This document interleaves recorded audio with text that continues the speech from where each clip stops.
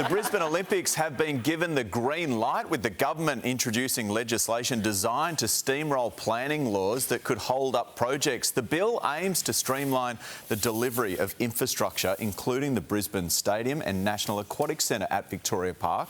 Despite the announcement, opponents to the venues planned for the inner city have to keep up the fight after Premier David Crisafulli made a pre-election pledge not to develop Victoria Park. For more, we're joined by Luke Whistler, Deputy Chair of Infrastructure Association of Queensland. Good morning to you. Just take us through a couple of these planning laws that are going to be bypassed. Hi, Shervo. It's a pleasure to be here again.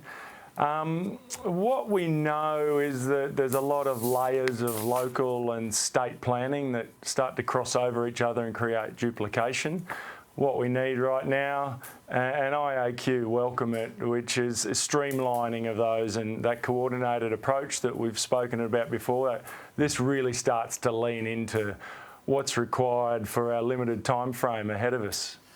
This is good news, because I think most people realise, whether you've done a residential development or you've been involved in some sort of other larger development, the red tape that can slow things up just can't happen here, because you've got a hard the state's got a hard deadline to deliver.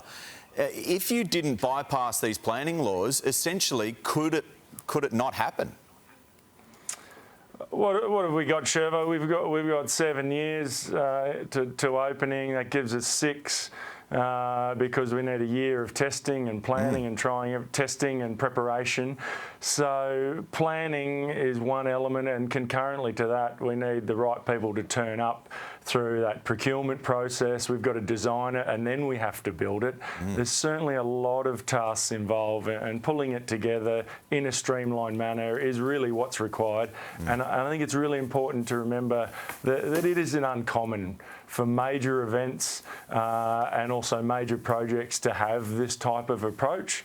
And we've seen it for the 2018 Commonwealth Games here in the Gold Coast, and we've seen it in London 2012, and we see it on our hospitals and schools. So I think we can be assured that there are orderly development outcomes that happen when this approach is made, and we can welcome it, definitely, Shervo. Just quickly to finish off, and of course there is community concern about the development of the park itself, but if you fast-track these things, if you do bypass these planning laws, what about safety and longevity for these buildings? Oh, Australia, it's a good question. Australia has a very high standard across all of our building compliance and construction safety and compliance, and we'll maintain that through whatever it takes. And I think I'm sure there's plenty of those acts that remain that require us to build safely and with the future in mind, and in engineering terms, the right design life and loading that can cater for big events and all our weather events that are coming at us too. I think it's good news, to be honest with you. Luke, thanks for your time. Appreciate it.